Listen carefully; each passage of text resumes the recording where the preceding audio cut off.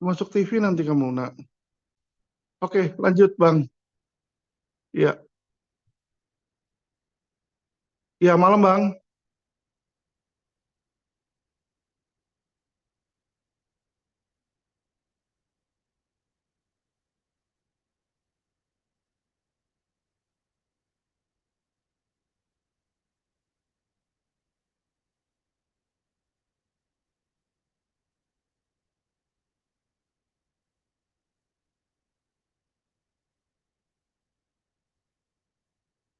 Jadi kelihatan saat ini kejaksaan sedang menarget crazy crazy rich ya, Bang ya. Crazy rich yang istilahnya mereka nih kaya, tetapi patut dicurigai dari mana asal usul kekayaannya karena mereka OKB gitu kan.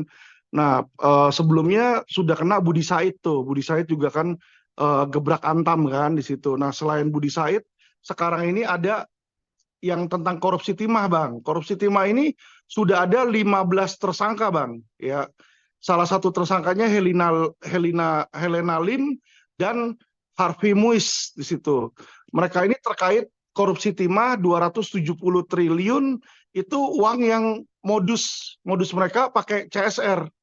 Jadi seolah-olah uang itu untuk community service, tapi ternyata uang itu bukan community service, dipakai untuk kepentingan mereka sendiri, Bang. Dan dilakukan melalui pencucian uang melalui perusahaannya milik si Helena Lim. Helena Lim ini punya perusahaan money changer, Bang, ya. Tapi sebenarnya money changernya ini hanyalah kedok. Money changernya dia ini kalau orang tahu, Bang, itu mencuci uang, banyak uang-uang kotor, bukan hanya uang korupsi timah, tetapi juga uang judi online, Bang. Di belakangnya itu ada RBT, bos judi online.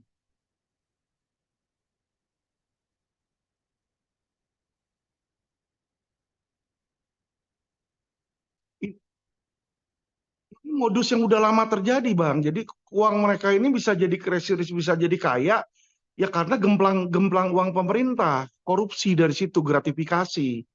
Ya 271 triliun, makanya nggak heran Harvey Muiz itu bisa beliin anaknya private jet di sini ya. Jadi ini seharusnya, Bang, kejaksaan jangan hanya berhenti di pidana tipikor, tapi harus dia masuk nih, Bang, ke pidana pencucian uang TPPU-nya.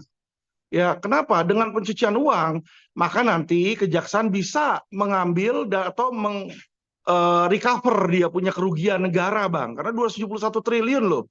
Ya kan? Itu dia bisa dapatkan dengan menyita aset-aset nanti milik Harvey Muiz yang sudah mengalir ke pribadi dia dan juga ke Sandra Dewi, ya. Jadi Sandra Dewi itu sama anaknya itu bisa menikmati hidup mewah itu dari hasil korupsi, Bang. Dari hasil korupsi suaminya di situ pengalir uangnya ke mereka, dan inilah yang harus disita di situ, ya. Jangan sampai negara ini rugi, masyarakat rugi, ya kan, dipakai oleh golongan-golongan the haves yang hidup dari hasil korupsi, Bang.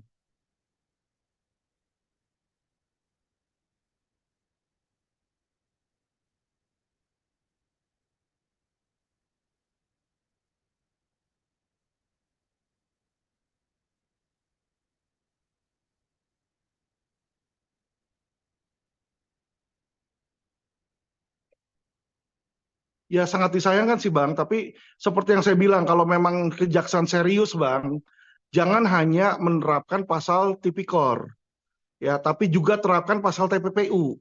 Karena nanti dengan pasal TPPU bisa telusuri aliran dananya ke siapa-siapa saja, baik penerima aktif maupun pasif, itu bisa disita kembali, Bang, uang tersebut di situ.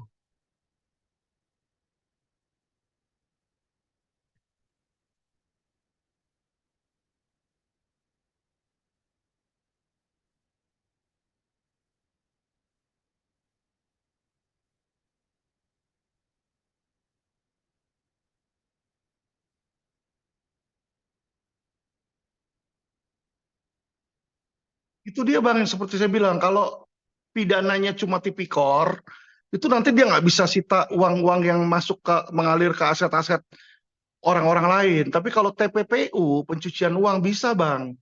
Karena pencucian uang itu dia akan menyita uang hasil tindak pidana yang mengalir ke pihak-pihak lain. Karena kenapa? Memang sengaja untuk disamarkan di situ, Bang. Jadi eh, saya berharap kejaksaan nanti menangani dengan serius. Jangan cuma stop di pidana tipikor, tapi masuk di TPPU. Karena kenapa? Uang-uang yang mereka kumpulkan selama bertahun-tahun itu, Bang, itu 271 triliun itu tidak didapat hanya dalam 1 minggu, 2 minggu. Tapi ini sudah bertahun-tahun dan sudah menjadi modus mereka, Bang. Ya, dan Helena Lim ini menjalankan dia punya money changer bukan untuk orang-orang biasa tukar uang, bukan, tapi untuk mencuci uang tersebut, Bang. Jadi pencucian ini sudah berlangsung lama sekali. Uang-uang yang mereka dapatkan, pundi-pundi mereka itu adalah uang hasil tindak pidana yang harus disita, Bang. Harus disita oleh negara di situ karena itu uang negara ya yang dirampok oleh mereka, Bang.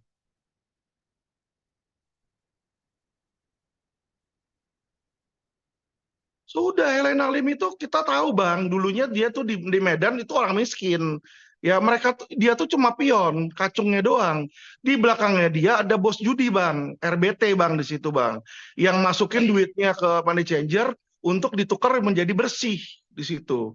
Makanya di sini kita bisa tahu dia buat money changer itulah awal muasal dia mendapat potongan. Jadi yang namanya cuci uang, Bang, uang bersih itu dia cut, ada spreadnya gitu loh. Jadi kalau uang kotor misalnya 1 miliar, dia cukup kasih uang bersih 800 juta, dia dapat komisi 200 juta gitu. Jadi disitulah dia bisa kaya, Bang.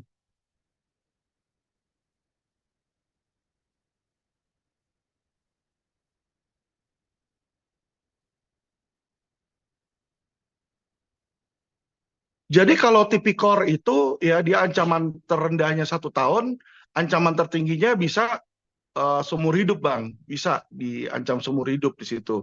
Kalau pencucian uang minimumnya 5 tahun, maksimalnya 20 tahun ancaman pidananya.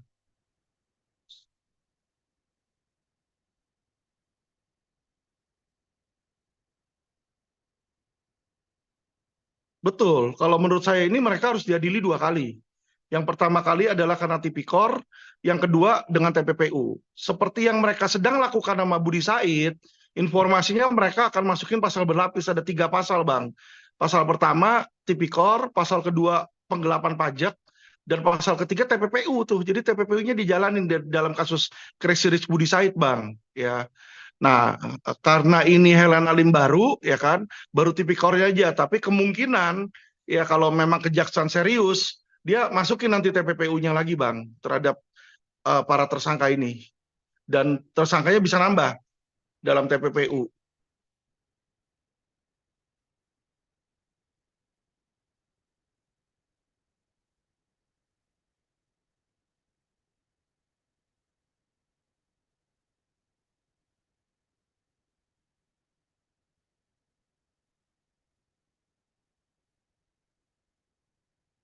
Sangat bisa, Bang, sangat bisa. Jadi tergantung kemauan dari kejaksaan.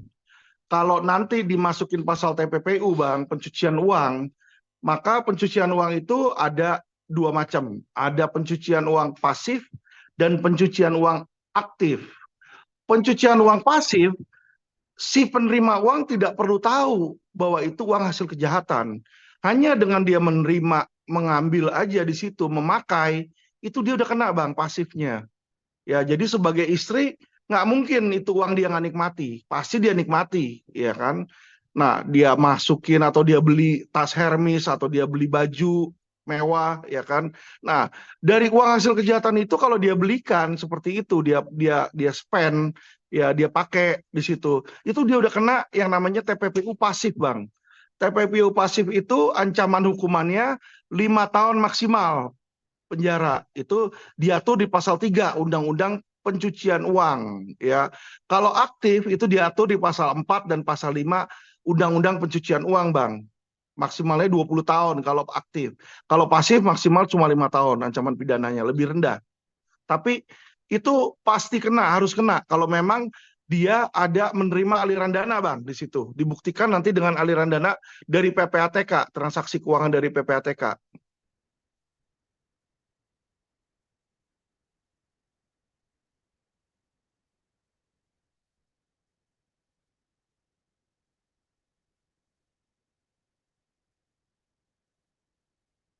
Ya itu udah pasti Bang, karena dia ini kita tahu sendiri akhir-akhir ini dia juga udah nggak kerja, apalagi sejak dia punya anak kan. Ya otomatis uangnya dari mana kalau bukan dari suami, toh logika aja. Jadi feeling saya ya memang pasti kena, apalagi mau beli private jet Bang. Bisa beli private jet itu nggak murah loh Bang, ratusan miliar loh. Ya kan, nggak heran sekarang gimana dia bisa beli ratusan miliar. Karena korupsi di timah aja 271 triliun Bang di situ. Makanya dia bisa beli. Kalau enggak mana mungkin di situ. Dan mereka ini otaknya loh, otaknya ini si Harvey Muiz dan si Helena Lim sebagai money changernya di situ. Jadi otomatis mereka ini dapat cut paling gede Bang.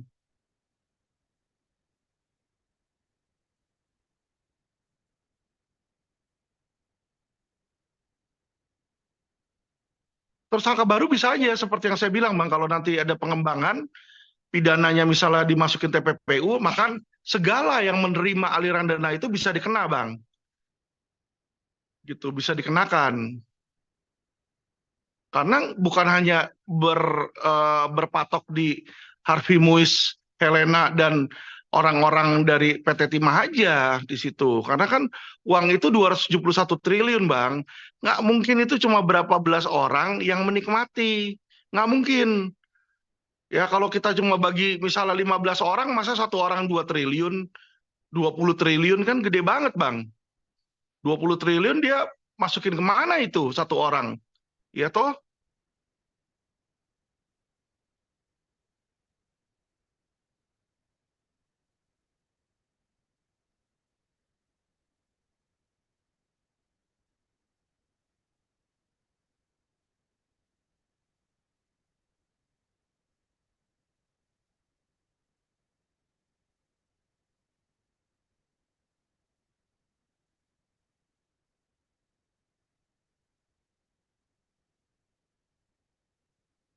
Kalau undang-undangnya nggak perlu direvisi lagi, Bang, sudah cukup baik.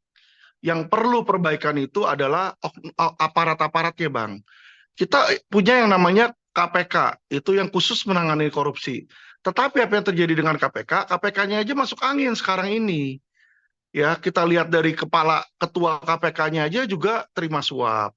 Ya, terus dia punya rutan, kepala-kepala rutan puluhan itu penjaga-penjaganya, sipirnya, kepalanya, semua terima suap, Bang. Jadi kalau KPK-nya sendiri adalah pelaku dari suap atau mereka adalah koruptor, ya gimana dia mau bersihin? Jadi yang perlu diperbaiki itu, Pak, adalah apa? Aktornya, aparat-aparat penegak hukum yang perlu diperbaiki, bukan sistemnya. Sistemnya udah cukup baik, undang-undangnya udah cukup baik.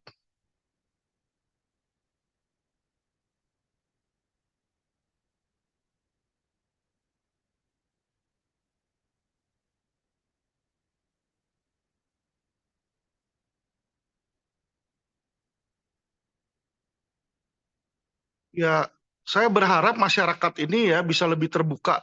Jangan gampang bisa tertipu dengan pencitraan yang dilakukan oleh para crazy rich, Bang. Jadi banyak orang misalnya melihat Helena Lim, dia flexing-flexing di situ, wah seolah-olah orangnya baik di situ. Padahal tidak tahu dari mana asal-usul uang tersebut. Jadi sebaiknya masyarakat itu introspeksi kalau memang ada orang yang kaya dengan cepat, dengan tidak wajar, ya kan, baiknya dilaporkan Pak ke Pak aparat-aparat penegak hukum, dan aparat penegak hukum juga saya berharap mereka bisa bersih ya, baik dari kepolisian, kejaksaan, kehakiman maupun KPK. Kalau mereka sendiri bisa terima suap dari penjahat, ya gimana mau bersihin di situ. Jadi itu hanya dagelan aja, jadinya cuma ya apa namanya cerita di negeri dongeng aja Pak di situ. Dan akhirnya tidak akan pernah bersih dan Indonesia akan selalu kotor di situ. Karena kenapa? Dari atas ke bawah sekarang ini sudah korupsi berjemaah. Nah, ini yang akan menjadi sulit nantinya untuk dibenahi dan untuk Indonesia maju. Itu sih pesan saya. Oke, makasih Pak. Ya, selamat malam.